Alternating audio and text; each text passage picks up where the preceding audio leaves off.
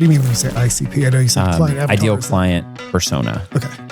Or client avatar. Different people from different industries have different definitions for it. Gotcha. But we went through some exercises and defined it through data. And what we found, we weren't expecting to find. We thought in printing we would find this type of client or that type of client. What we found was that it was, I would say, the number one biggest struggle and the number one piece of advice that I give anybody that's new, that's starting a business, whether they're starting a landscape business and it's just an 18-year-old with a lawnmower, or whether they're starting a venture capital company and they're wanting to invest in startups and they've already exited 2 other businesses, is to raise your prices. 2 days that COVID hit, we lost $100,000 in annual revenue in 48 hours. But we didn't lose a single client. At that time, we didn't do printing at all. We were only doing design work. And all of our phones were ringing off the hook with people saying, we got to cancel, we got COVID's here, rah. And my team and I created a free...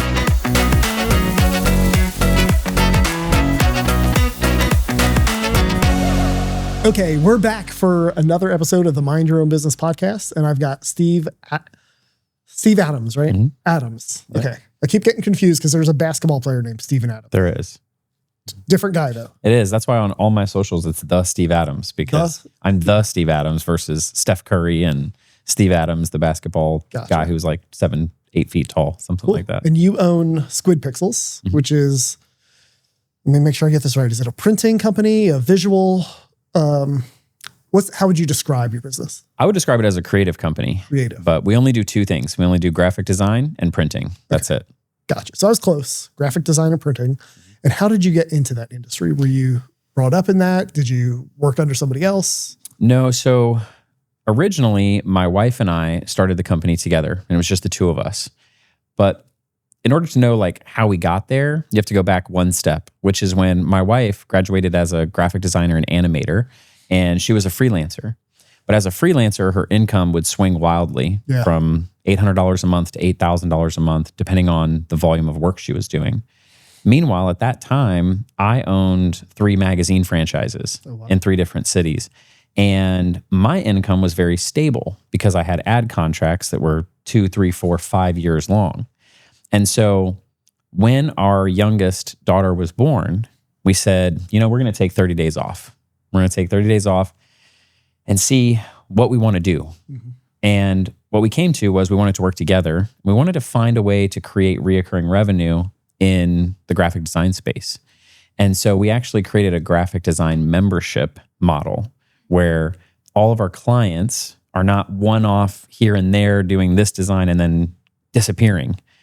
All of our clients were monthly members of our service, from $100 a month to $1,000 a month. Nice. And that allowed us to actually create reoccurring revenue, create a business, and scale to where we are now. So what type of clients need recurring services as far as graphic design? So depending on volume, right? If you're a high volume user, the number one case would be like an agency, a marketing agency or an advertising agency or some type of SEO or social media agency, but also anywhere that does a lot of promotions. So think about like a restaurant or a fitness center, something like that. They're going to do a lot of internal graphics over and over and over.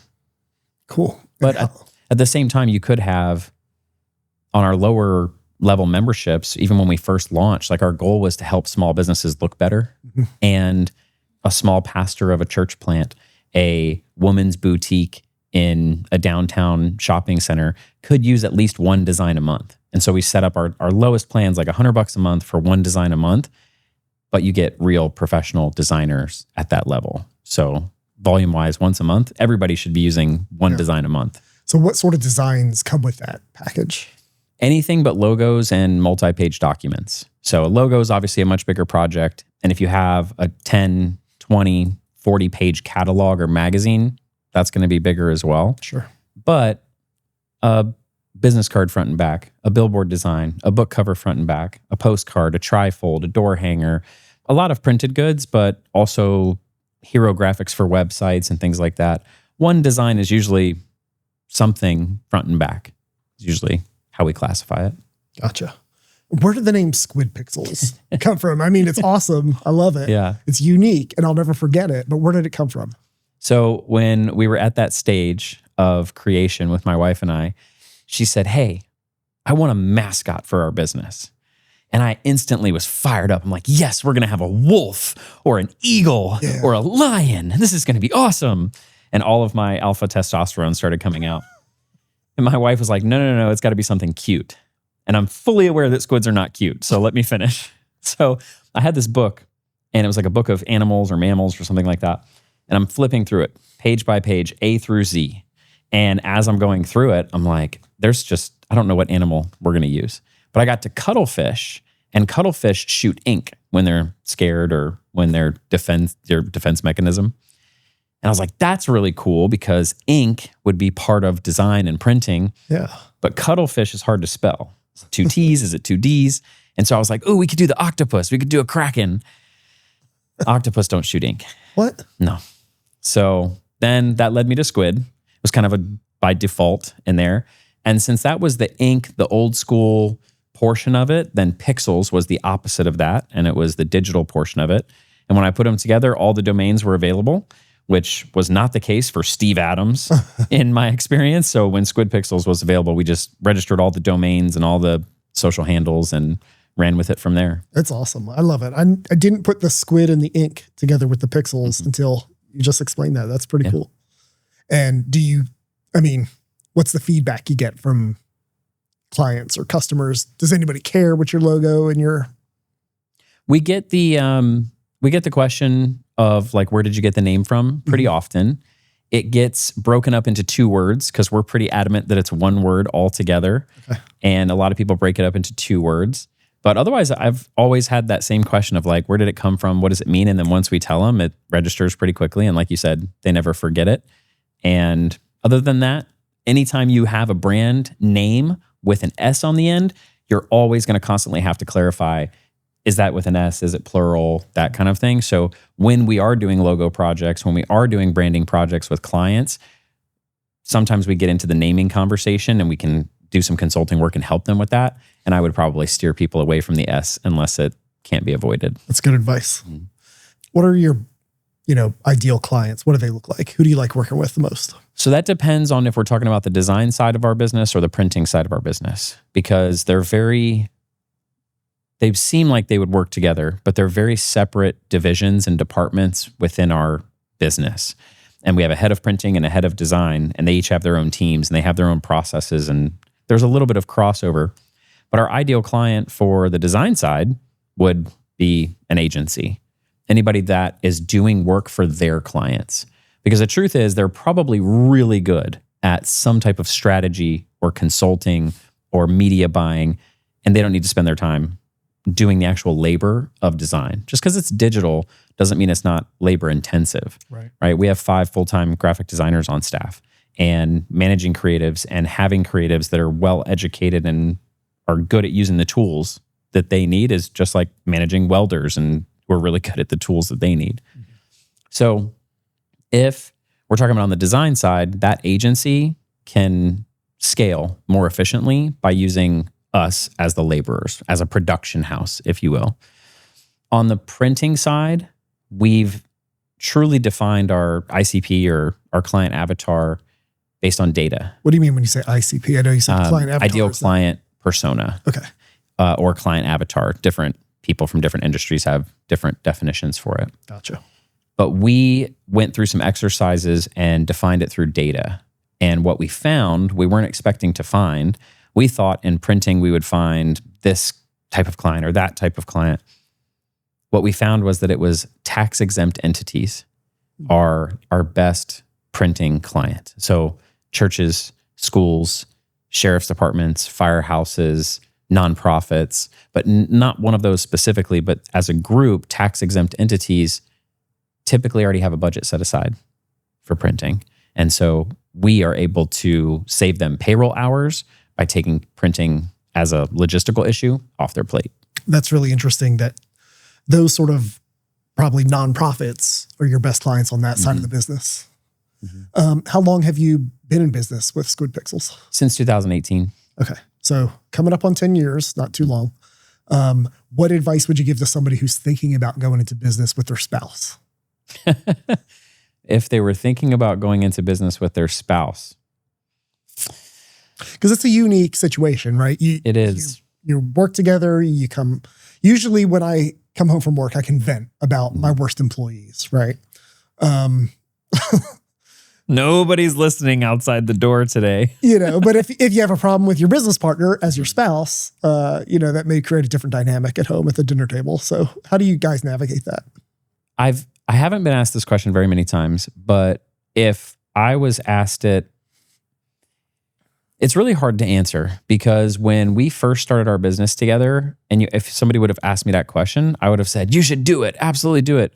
But as I've grown and matured and aged, I've realized that my wife and I have a very unique relationship in that we want to be around each other all the time. And that is really good if you're working together and traveling together. If you do not want to be around your spouse all the time and you like that space and you have different interests, different hobbies, all of that stuff, then it may not be a good idea to work together. But we really put it to the test by going into business together as 50-50 partners. That was in 2018. We grew the business. Our mantra was 6 figures in 6 months, 6 figures in 6 months. And we did it in 5. And then came up against COVID. Made it through COVID with, actually the first 2 days that COVID hit, we lost $100,000 in annual revenue in 48 hours. Jeez. But we didn't lose a single client. At that time, we didn't do printing at all. We were only doing design work. And all of our phones were ringing off the hook with people saying, we got to cancel, we got COVID's here. Rah. And my team and I created a freeze plan or a hold account for like $17 a month. We were like, hey, we love you. You love us. We hope this is going to pass. Let's just put your account on hold. And that way we can turn it back on and we can ramp back up when the time is needed. And so we didn't lose any clients, which was awesome. Nice.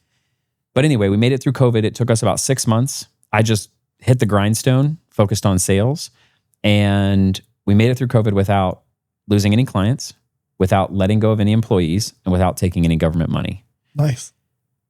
Then after that, in 2022, my wife and I bought a motorhome and we threw all 3 of our kids, our Great Dane, and our snake in the bus. It's a 40-foot bus. And we traveled to all 48 lower states in 48 weeks. Really? So if you want to talk about living and working with your spouse, we put it to the test and took it to the max. And that year was so far up, I've lived 4 decades and that was the best year of my life. That sounds so amazing. Far. Okay, at the time. This is amazing. So you are a few years into owning this company with your wife. You sell everything, pack up the family, and travel the entire lower 48. Mm-hmm. Tell me about how that worked and running a business at the same time. It was wild.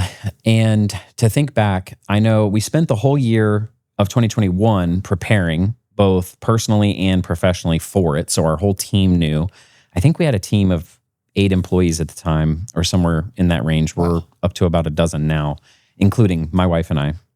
And so all of 2021 was preparation, getting rid of things, creating systems, SOPs, making sure the team knew. We got a physical office for the first time. Prior to that, we were like a remote first company where everybody worked from home. Sure. We got an office so that they would have a place to aggregate since we weren't there, and just did everything we could to make sure that everybody was ready for us to leave. But my wife planned the whole route.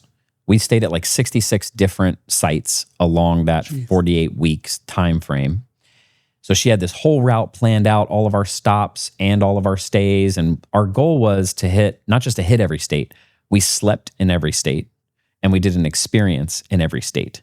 So it wasn't just like, oh, we passed through Louisiana, bye. Like we went to the Tabasco factory in Louisiana and they have a sauce in the Tabasco factory that you can only get at the factory. And I can't wait to go back. It's the best Tabasco or the best hot sauce I've ever had. Do you remember the name? I think it's called Bold, but like you can't, it's not on Amazon, like unless there's some guy that goes down there, but they'll only let you buy a certain amount of bottles. Like you got to go to Amelia Island, I think it's called. But that's the thing. We did an experience in every single state. Okay. So I grew up in Pennsylvania. Mm-hmm. What did you do in Pennsylvania? We went to Philly. So we were in, we stayed in Pennsylvania twice, or we stayed in Pennsylvania and did the state differently. Cause I think we stayed in Pennsylvania upstate as we were going up to Maine. And I don't know that we did a whole lot, but I know that we went to Philly when we stayed in Jersey because Jersey wasn't that exciting. Yeah. So we went over to Philly and did the Rocky Steps and we did some other cool stuff in Philly. It was, for a lot of people, it'd be considered too fast. And a lot of the memories blur together. But we did a YouTube channel called Embrace the Experience. And it's on most of my bios on social. But embracetheexperience.com. We did a YouTube channel, tracked a ton of the trip along the way. But you were asking, how did we work together in that? And so the kids did online school because we went from regular school before COVID to online school during COVID. And so we just kind of kept that going. They did the online version of Buford or Gwinnett or whatever it was. Work-wise, we only traveled on Sundays or Wednesdays with the RV. I drove the RV and my wife drove the Jeep with the dog and the kids in it. And like me and my 18-year-old, who was 15 at the time, drove in the RV. So we only drove on Wednesdays or Sundays. And whichever day we weren't driving on, we called an experience day. So we were still working Monday, Tuesday, Thursday, Friday. So I was still working 4 days a week, every single week. So it wasn't just like full-time vacation, right? But those days that we did experiences were national parks or touring Philadelphia or whatever it was. And then the days that we were working, the kids were doing homeschool. And I was either sitting at the RV, like in the driver's chair, like you could tilt the driver's chair steering wheel back and like put the laptop right on top of it. It fit like perfectly. And so we're just all working together and it was great. Awesome. Did that experience and being able to, I guess, step away from your business physically, but you're still working, did it give you any clarity as to where you were going to take your business in the future? Or did that play into, strategy at all? I would say during that time, there were some things that we learned along the way with our team and with the business and with systems and softwares. And so right now we have the physical office. We changed to a different sized unit, but we still have an office. We also have a virtual office, like literally looks like a video game. And so we can all move around in our virtual office and do video chats with each other. And so that connectivity of the team. But most of all, it told us we don't want to give that up. We don't want to give up the ability for people to work at home. And we don't want to give up the ability for us to go back into an RV at some point in the future. Yeah. So we have, ever since we've returned, we've been yearning to go back. And so I would say in the future, Squid Pixels will probably be on the run, on the go. Nice. At some point, we'll have a Squid Pixels to go brand, like Chili's to go, but it'll be Squid Pixels to go. That's for the future. I love it. Have you utilized any AI tools in your business, and how have you deployed them?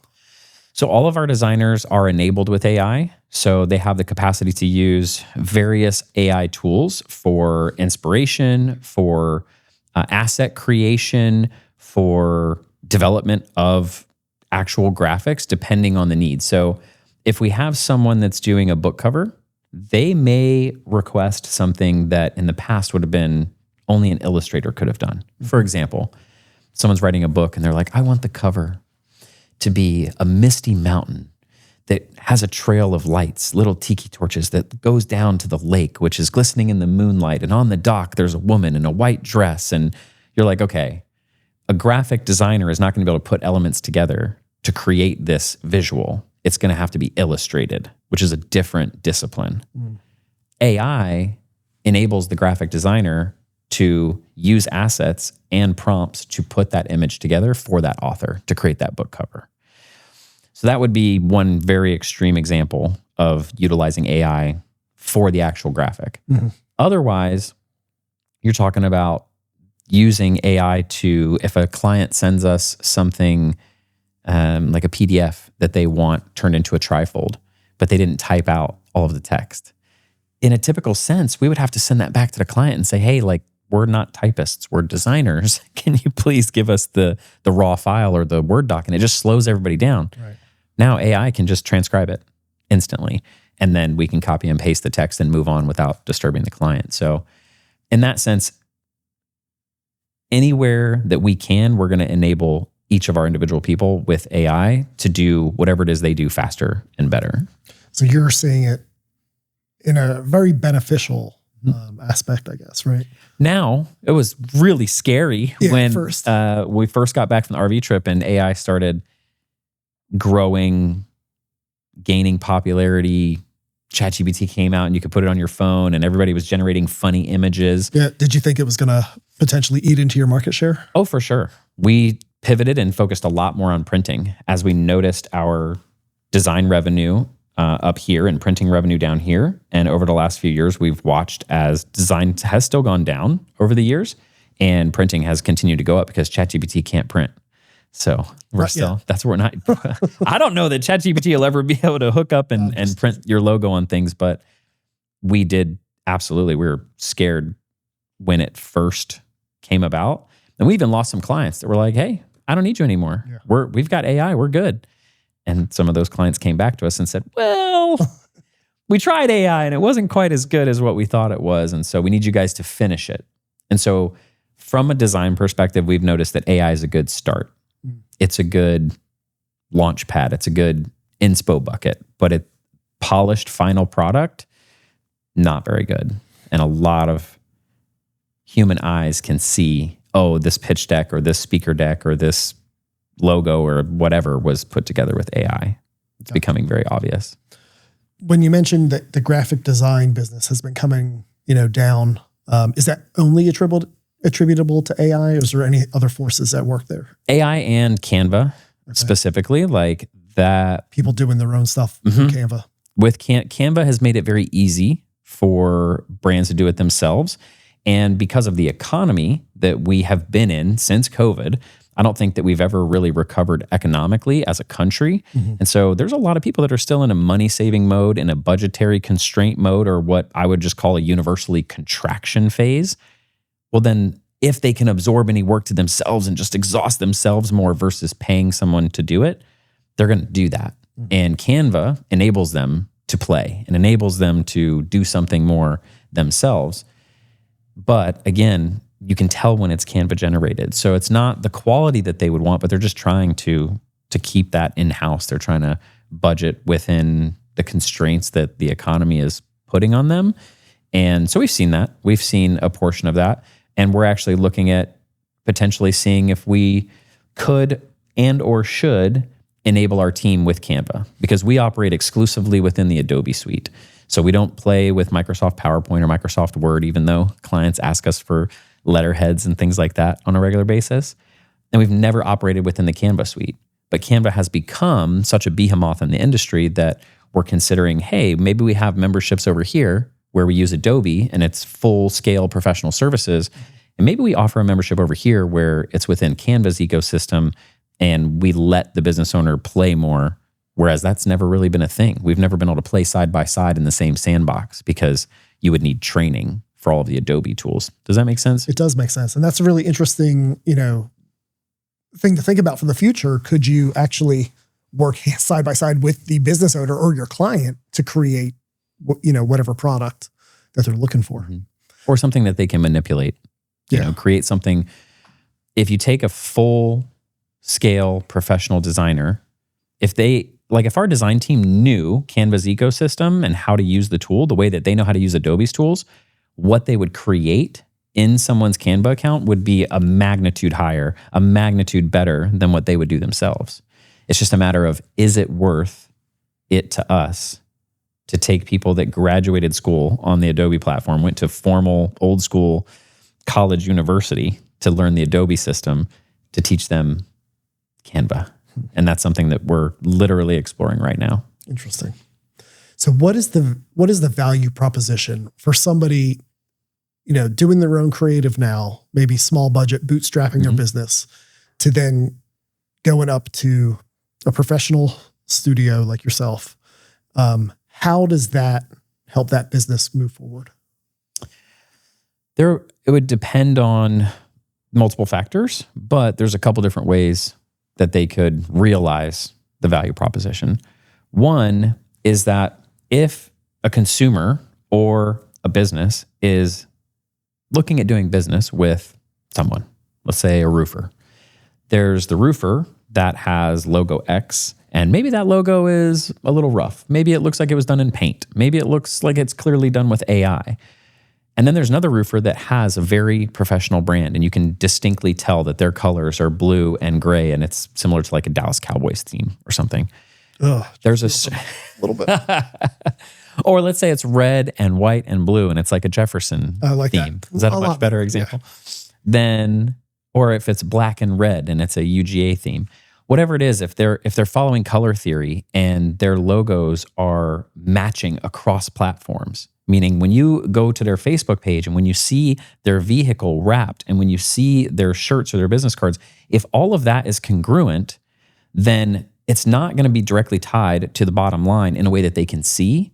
But logically, I think that we could agree they're probably going to close more deals and or get more deals on the table than two Chucks in a truck with an AI-generated Bobcat logo that the colors are all over the place and they can't duplicate it. So one value proposition is congruence, brand congruence across platforms and across time over the years. That repetition is going to create more brand equity in the population. The other place that if they were running Canva and we're doing it for them is one, they're going to say payroll hours. Because if an admin or an office manager is playing in Canva, and I say playing loosely because that's not their normal job. That's not what they're full-time paid for. So if they're playing in Canva in that sense, it's going to take them longer to do something lesser. Whereas if they paid us, like say $100 a month, and each month we created a new social media template or a new letterhead template or something in Canva that they could then use. Think about business cards. Every time you get a new employee, you have to get new business cards and you have to figure out their email address and anything we can shave off that payroll clock is going to save you way more. I always say save payroll hours instead of pennies. And that is the valid proposition over time. Interesting. I had never thought about graphic design and printing work in that context. Nice. That's enlightening. Good. You mentioned a little bit about color theory. And, when I was picking my logo and the colors and things like that, I'd seen some different things about, this color invokes trust in somebody or this color evokes passion or whatever. Can you tell us a little bit about, is that stuff real? And how does a business owner figure that out and deploy it? So I have to start by saying, and my wife will probably be very proud of me for accentuating this, that I am not a designer. I was not trained in design. I went to College of Virginia Tech originally to be an architect and industrial designer. Cool. And I dropped out after 2 years to become a business owner. So I am not a graduated designer. I have not studied color theory. What I have done is I've worked with a lot of people that have. And I, as a business owner working with thousands of business owners, I usually look at myself as the bridge between the designer and the creative that has studied those things and the business owner who doesn't want to study those things but wants a result. Gotcha. And so like you just asked, hey, with color theory, how can someone use that and is it real? Is it real? Absolutely. There's huge amounts of data that will show you that blue is more loyal than purple, right? Purple is by far, hands down, number one worst primary color or somewhere within the set of primary colors because I'm probably bastardizing color theory to the maximum. But purple is like the lowest color that you would want to use for a brand. And if you have purple in your brand, it's okay. If you love the Minnesota Vikings, it's okay. But it's just in the data, it says purple is the lowest color. Orange is probably down there somewhere with it as well. But if I were helping someone with a logo, or if they were trying to figure it out on their own to whatever degree, then I would look at sports teams because most of the sports teams don't look at their winning record or any of that stuff, although that probably does play a factor. Look at their color schemes because they have already paid someone else buckets of money to figure out what color combinations go together. So red and black with UGA is very stark. It's a very good color combination, but so is Auburn. Blue and orange are complementary colors, but the darkness of the blue is important versus tropical blue. Like Squid Pixels is cyber pink and tropical blue are the two colors that we use. They are much different than the navy blue and orange that Auburn uses. But sports teams by far are going to get you there. Cool. So what struggles have you had in your business? What really stands out to you that you had to overcome that maybe you didn't think about when you started your business? I would say the number one biggest struggle And the number one piece of advice that I give anybody that's new, that's starting a business, whether they're starting a landscape business and it's just an 18-year-old with a lawnmower, or whether they're starting a venture capital company and they're wanting to invest in startups and they've already exited 2 other businesses, is to raise your prices from the beginning. Whatever you think it is, make it more expensive. Whatever you think is the appropriate amount to charge, charge more. And not from a place of greed, not from a place of money is the most important, from a place of, if you have a higher margin, you can serve more people and you can create more jobs. And when we started, our prices were too low, and it's been a very hard road to get those prices up from the design membership place, and printing is commoditized. So it's very difficult to manipulate pricing on printing. It's more about the experience on the printing side, but that just makes it tight. On the design side, we should have charged more from the beginning. So whether you're a lawyer or whether you're doing house cleaning, charge more from the beginning. Whatever you're comfortable with, make it more. That's great advice. I've heard that from other people, online influencers or whatever, but it's kind of scary. So it's good to hear from a real person who's been in business and who has, built their own thing from the ground up. You've been around, you've been in different businesses. I know you mentioned magazines earlier. Where do you see the future going? What opportunities do you see? Everything's changing, it seems, quickly with artificial intelligence, affecting lots of different industries. What do you see the future looking like? I see the future being very much in the physical realm, because we're not going to be able to stop the digital. Like, I am excited about the opportunity that you and I in the future could do a review of this. We could do a episode round 2, but we're both wearing virtual. I know Apple came out with their virtual goggles and it bombed, but eventually the software and the hardware will come together. It'll be inexpensive enough that we will do a podcast or a Zoom meeting, full body on, a helipad, and it'll be all virtual reality. The whole room will be. That's going to be exciting. And when that day comes, we want to make sure that our designers are slowly enabled along the way so that we can design the suit that you're going to be wearing in that virtual world, the background that you're going to be wearing in that virtual world, whatever the graphic components are where you want your logo on the wall, we want to be there to design them.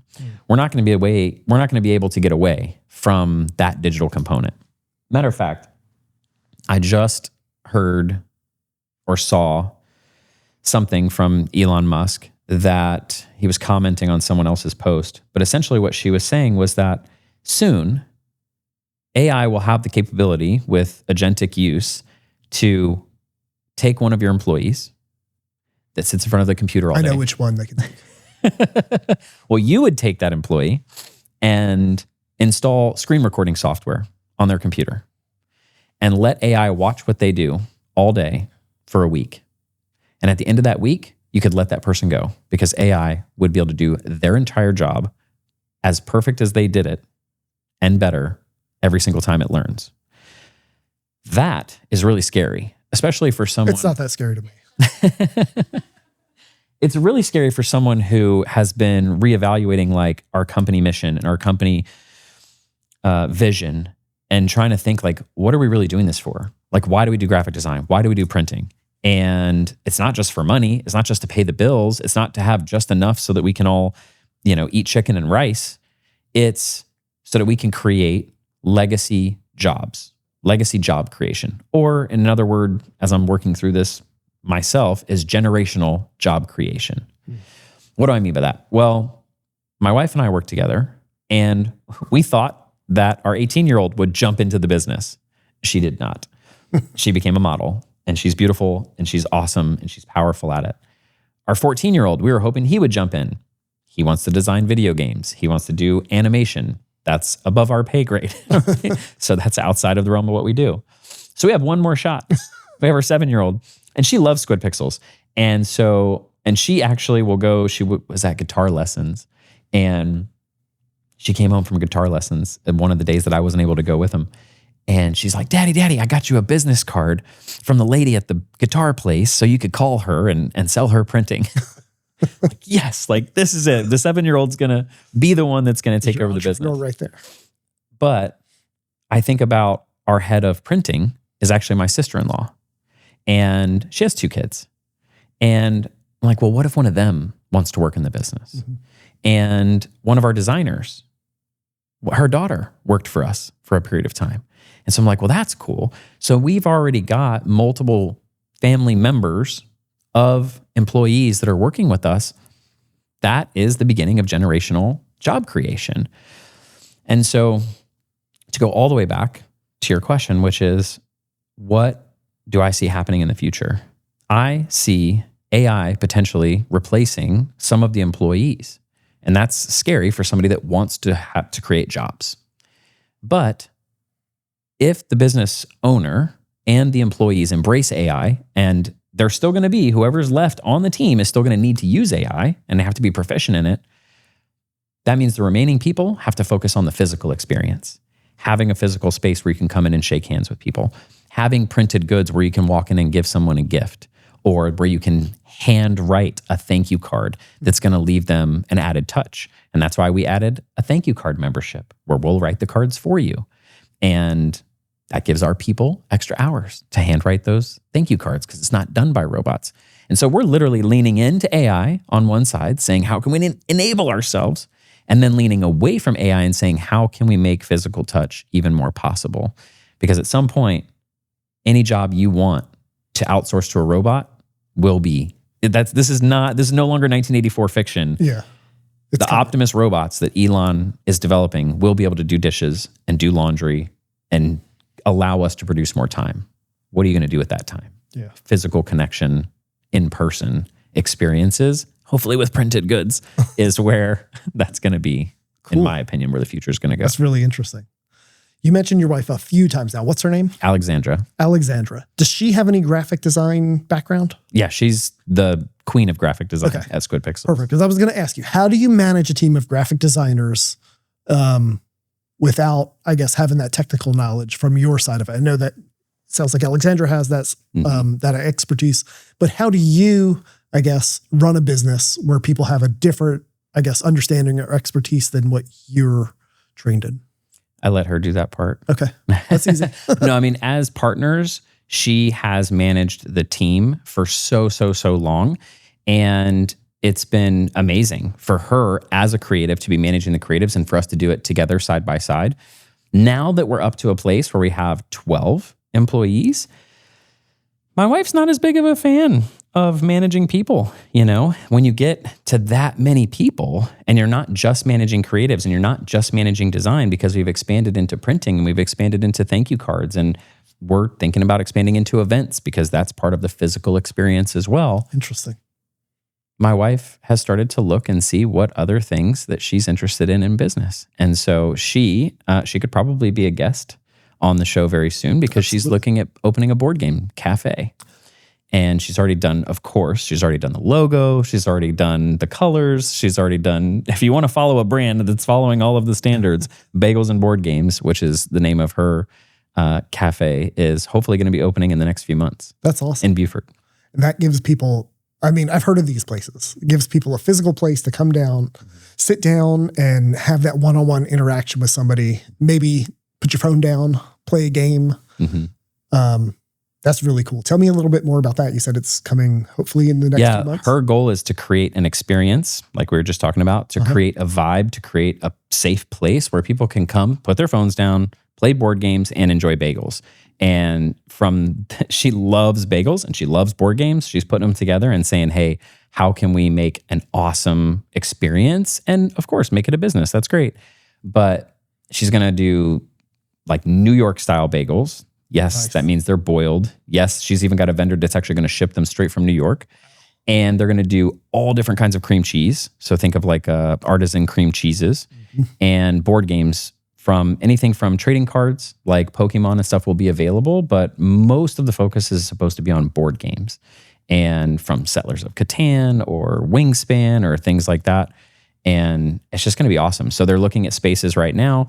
And they've looked everywhere from Commerce down to probably Swanee, and from Athens all the way to Beaufort. And right now they're pretty set on Beaufort. So I'm really excited about this. My kids will come for the Pokemon cards. I'll come for the bagels. Right. We'll have a good time. Yeah, for sure. Cool. Is there anything else that you think the world needs to know right now as we sit here in February 2026? Is there any message that you want to put out there? The biggest message that I would put out there, because we didn't cover much about like the tagline that Squid Pixels talks about pretty often, which is we can print anything but money, right? And my team doesn't love that tagline because it opens the door to so many things. But I love saying it because it always gets a chuckle. And we truly are a print broker where we have over 150 vetted suppliers in our network, and each supplier is really good at what they do. So we can be really good at what we do, which is systems and processes and logistics. So we don't physically do any of the printing that we do because we started as a design company. But when we added printing, we were like, let's use all of the experience we have creating design memberships where we have hundreds of designs rolling through our system. Let's do that with printing. And so we truly can print paper, promo, apparel, signage, trophies, catalogs, product packaging, vehicle graphics, building signs, all of that stuff. But it's important to understand we're not doing any of it. We're helping the business owner. Instead of them having to go to 6 different vendors, they come to us and they can trust us, and we have their brand. We're going to keep it congruent. We're going to negotiate really good pricing for them. And so by us doing all of that, again, hopefully we're saving them payroll hours instead of pennies. But the message that that's pre-context for the message. The message that I would get out, I believe I learned it from Grant Cardone, but essentially he would ask, what's the number one reason that people don't do business with you? Or what's the number one reason your business is not as successful as you want it to be? What's the number one reason that your business isn't generating the revenue that you want it to generate? If you ask yourself that question, or if that's the question that keeps you up at night, or if it's not, you should start asking yourself that question, because I ask it a lot, but the answer is always the same. Not enough people know you exist. If, for example, 10,000 people know that Squid Pixels exists, if 100,000 people knew that Squid Pixels exist, we would undoubtedly do more revenue. If we were gifted a free Super Bowl commercial this past weekend, we would suddenly have a lot of new eyeballs that would know exactly who we are and what we do if we had the right positioning and the right offer. So put those two together, and I would say print more stuff, right? You need more people to know that your brand exists. So your business cards should be memorable. Your shirts should have your logo on it. Your hat should have your logo on it. You should be giving people gifts with your logo on it. Thank you cards with your logo on it. You should wrap your vehicles. You should wrap your windows. You should have a bigger sign out front of your office. You should have flags. You should be doing vendor booths and sponsorships. Just put your logo more places so that more eyeballs know that you exist. That would be my biggest push for business owners. You don't think my sign's big enough? No. Okay. Bigger sign, Leah. See, that's sufficient is not a good word. Sufficient is not good. If you're a business owner, you need more people than a sufficient amount to know that you exist. And that's my goal right now. I've been going live on TikTok, testing it out to see, can I get more attention there? Okay, that was the next question. Where do you get the attention? What do you think are the channels that are going to deliver in 2026? I guess it's different for every business, but as far as what you do, what do you think? It's different for every business, but there would be like 2 schools of thought that immediately come to mind. One would be whatever you're good at. So for me, I enjoy talking, specifically face-to-face. So I should probably go do more podcasts. I should probably go on tour. I should probably craft a talk that I can speak about on stage because I like speaking. I don't love TikTok Live. I tried it for a few times and it was not bad, but I don't love it. And the time that it's based on, I did some testing. So I went live at noon, I went live at 5 and some other times. And what I found was that it was better results if I went after work hours. But those after work hours are dedicated to my family. Yeah. So I'm currently in a position where I'm like, I'm not willing to trade TikTok Live every night from 6 to 8. I'm not willing to trade more attention for Squid Pixels with that family time. So to answer your question, one school of thought is whatever you're good at. So if you're good at shaking hands, just print more things with your logo on it, or have more things available, or sponsor more things that you can do in person. Sponsor more chamber breakfast, sponsor more, business alliance breakfast in your area. Give out more things. I visited a Power Core meeting recently, and one of the guys that was also a printer showed me up. I came in and I have a special name tag that I wear that I printed, and I have pens and business cards and things like that. And he came in with bags, like nice canvas bags, and he was handing them out to people. And I'm like, holy smokes. And so his logo's on those bags. Those people might bring those bags back in. They may use them at their kid's soccer game. And if the logo's big enough and it has a call to action, like a website or a QR code or something, man, that is an in-person awesomeness. If it's online, it's whatever platform you like. Instagram, Facebook, Twitter, TikTok. And goodness gracious, if it's 10 years in the future and you're watching this, like I'd love to know like what is still available, you know? Comment down below. That's right. 2036, what is working? Did TikTok get banned in the US or not? We're being ruled by robot overlords anyway. It doesn't matter. Which one? The robots have their own social network now, the AI agents. So we don't know what it's going to be. But that's one school of thought. Whatever you're good at, whatever you like. I like Instagram, so I'll probably do more there, right?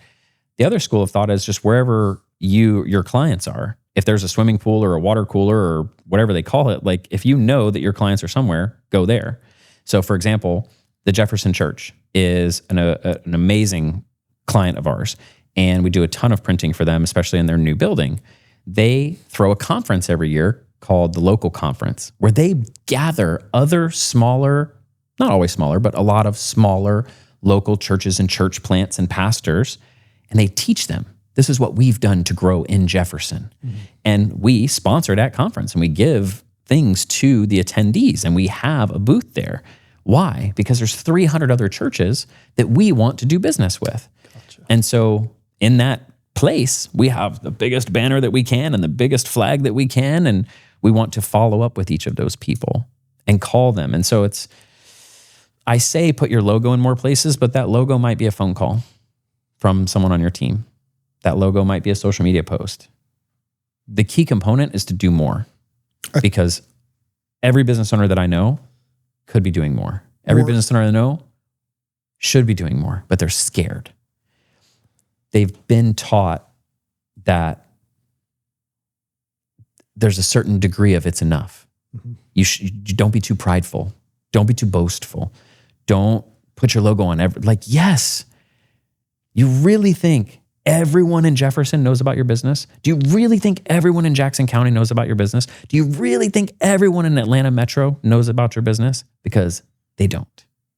And so I would say do more, whatever that means to you. More attention. Is that what you're saying? Because I've had those thoughts, right? Like, am I posting too much if I do more than one post a day on the Facebook page? But I mean, you listen to guys like Gary Vee and it's like, no, you should be posting, I don't know. How many times, Leah? A dozen? At least. Alex Hormozy, I think, posts like 60 times a day. Yeah. I don't know how they do that. It's what they spend $100,000 a month. Some of those guys, like, you may not be able to do it at that level, but whatever level you're at, I can almost guarantee you that you could do more or you should do more. And if anyone listening or watching this does one more post a week or one more post a day or prints one more thing with their logo on it and gives it out at the next event, all it takes is one more client. And that one more client might be the referral to the next client and the referral to, and I have so many stories like that I could tell where it's like this one leads to this one, which leads to this one. And every little bit that you do adds up to more attention, more eyeballs. What's been the most fulfilling thing about owning your own business to you? Payroll. Being able to make payroll? Just payroll, like being able to pay people. Mm-hmm. I used to think when I was younger that it was going to be the Lamborghini. Like I used to say, like, I'm going to arrive by 25. I'm going to be rich. And, Lamborghinis and helipads and yachts. And I lived in Miami at the time, so it's very easy to caught up in that. Think of that. But now with 10 other families that depend on us, we do payroll once a month, every month on the first business day of the month. So my wife and I kind of shut down from the team and from the outside world. And we run all of the numbers from the previous month. And we pay all of our vendors and all of our employees and all of our contractors. And we just pay, and all of our personal bills too. Like everything happens in almost a single day, usually. But at the end of that day, knowing that 10 other families are able to live because of us is very rewarding. And the only thing that I think could be more rewarding is that generational job creation and paying all of those people more. And so right now, as a business owner, as a business leader, every day, like what keeps me up at night, what I think about in the shower is how we can serve more customers and increase our margins at the same time. Like, how can we be a good steward of business and a good steward of printing and a good steward of brands, but charge a little bit more and pay our people a little bit more and make their experience in life better? Or how can we make more so we can give them more time off? Or make more so we can hire more people so that they all have a lower workload? Like, all of my deep secret thoughts are focused on that team of people and how to make their life better, way more than buying my wife, the Jeep Wrangler that she wants, that I would love to turn into a G-Wagon. But, if she only wants the Wrangler, then that's okay. We'll just get her the Wrangler, Doing good. Awesome. Well, that's very enlightening. Thank you very much. You're welcome. Once again, Steve Adams, Squid Pixels. How can people find you? Squidpixels.com is the best place to find all of our links, our website, and all that good stuff, because everything's there. And then for me, I would follow me on Instagram. That's my favorite platform. So in an effort to get eyeballs and attention there, it's The Steve Adams. The Steve Adams. Cool. Awesome. This has been another episode of Mind Your Own Business. See you next time. Please remember to like, subscribe, and share. Awesome.